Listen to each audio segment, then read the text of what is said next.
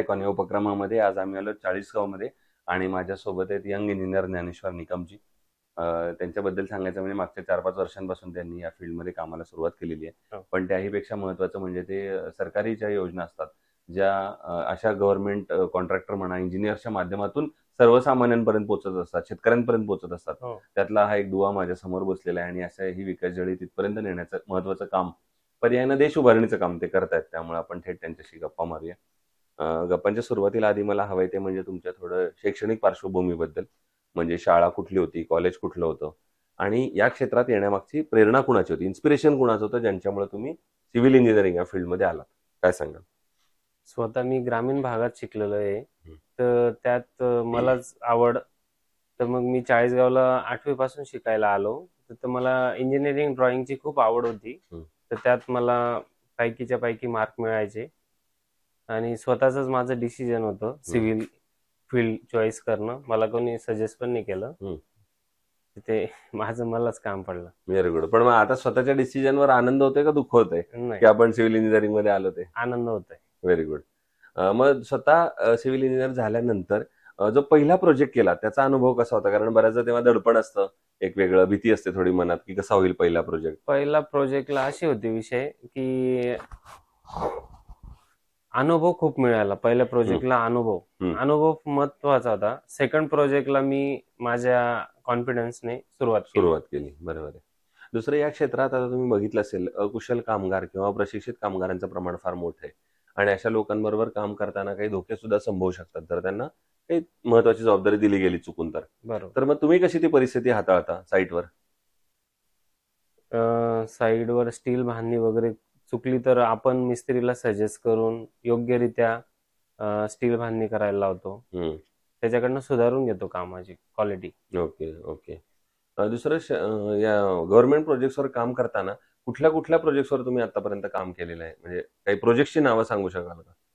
प्रोजेक्टचे नावं जलजीवन मिशनचे पाण्याच्या टाकी, हम्म, 12 मीटर स्टेजिंग हाईट असते तिची, हम्म. प्लस बिल्डिंग, सभामंडप असे इत्यादी कामं काम, केलेले आहेत. ब्रिज केले अरे छोटे वा, छोटे. Very good. मग हे सगळे कामं करताना तिथल्या ग्रामस्थांकडून कसा फीडबॅक असतो तुम्हाला, किंवा त्यातला काय अनुभव एखादा प्रोजेक्ट करताना केल्यानंतर? आपण क्वालिटीमध्ये काम केलं तर ग्रामस्थ नावच काढतात. नावच काढतो हो. त्याच्यामुळे. अशी काही शाबासकी वगैरे कधी मिळाली आहे हो. वगैरे, असं काही झालंय की हो. बरं झालं तुमच्यामुळे ही योजना आमच्या गावात आली किंवा हो. ही आमची सोय झाली, अशा पद्धतीचं? झालेले. बरं. दुसरा आता एक वेगळा प्रश्न येतो, म्हणजे जळगाव जिल्ह्याच्या विकासाचं विजन एक इंजिनियर म्हणून जर तुम्हाला विचारलं तर तुम्हाला काय वाटतं, कुठल्या क्षेत्रावर आता जास्त काम करण्याची गरज आहे? जर हे जळगावला पुढच्या 15-20 वर्षामध्ये एक सर्वांगीण काय म्हणतो डेव्हलप झालेला अशी एखादा जिल्हा बघायचा असेल आपल्याला, पुण्या मुंबई सारखा प्रगत जिल्हा म्हणून आपल्याला बघायचा असेल, तर कुठल्या क्षेत्रांकडे आता काम करण्याची गरज आहे? आपल्या फील्डनुसारच एक इंजिनियर म्हणून तुम्हाला काय वाटलं की या या क्षेत्रांवर काम केलं गेलं पाहिजे? म्हणजे समजा काही रस्ते आहेत, इंडस्ट्री आहेत, हॉस्पिटल्स आहेत, असं कुठलं तुम्हाला असं फील्ड वाटतं की ज्याच्यावर काम करायला पाहिजे आता? म्हणजे जनरली कसं असतं की रस्ते असतात की ज्याच्यामुळे दळणवळण सुधारतं, पर्यायानं ट्रान्सपोर्ट होतो, मग मालाची आवक जावक सुरू होते, इंडस्ट्री चांगली आली की तिथं रोजगाराची निर्मिती होते. बरोबर. शैक्षणिक संस्था आल्या की मग तिथं पुन्हा विद्यार्थी येतात वेगवेगळ्या भागातून आणि मग बाकीच्या सर्व्हिसेस चालू होतात. पण हे सगळे जर विकास कामांसारखे प्रोजेक्ट आपल्या जिल्ह्यात यावं असं वाटत असेल तर सरकारनं काय पावलं उचलली पाहिजेत असं तुम्हाला वाटतंय? सरकारने जे काय बायपास वगैरे आहेत, सपोज जसं आमची चाळीसगावची MIDC आहे, हम्म. तर आता बायपास झालेला आहे. पण जो जळगावकडनं येणारा हायवे, त्या संदर्भात जर बायपास झाला तर अजून रस्ते दळणवळणाचं साधन वाढतंय. बरोबर आहे. दुसरं, आतापर्यंत काम केलेल्या प्रोजेक्ट पैकी एखादा आयकॉनिक प्रोजेक्ट सांगू शकाल का, की जो करताना तुम्हाला एक आनंद वेगळा मिळाला, समाधान मिळालं, अभिमान वाटला थोडा स्वतःचा की चला हा प्रोजेक्ट माझ्या हातनं झाला? मी आता एक माझ्या लाईफ मधली पहिली योजना केली जलजीवन मिशन म्हणून. तर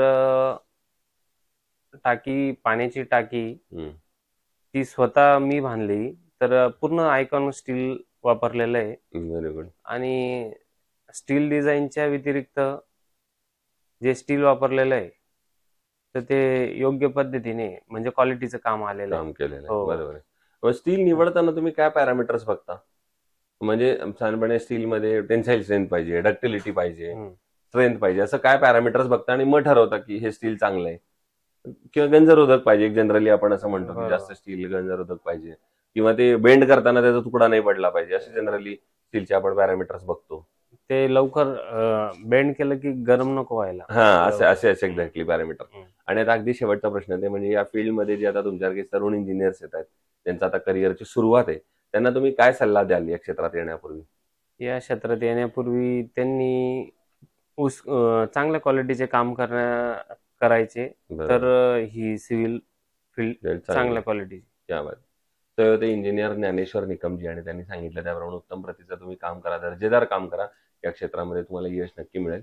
आणि तुमची वाटचाल जोरदार चालू आहे, वेगवेगळ्या काय म्हणतो विकास कामांवर तुमचं हो, काम तुम्ही करताय, आणि अशीच ग्रामीण भागातल्या लोकांची सेवा, शेतकऱ्यांची सेवा तुमच्या हातून घडो, अशाच आयकॉनिक प्रोजेक्टची निर्मिती तुमच्या हातून होत राहो, याच आयकॉन स्टील तर्फे मनपूर्वक शुभेच्छा.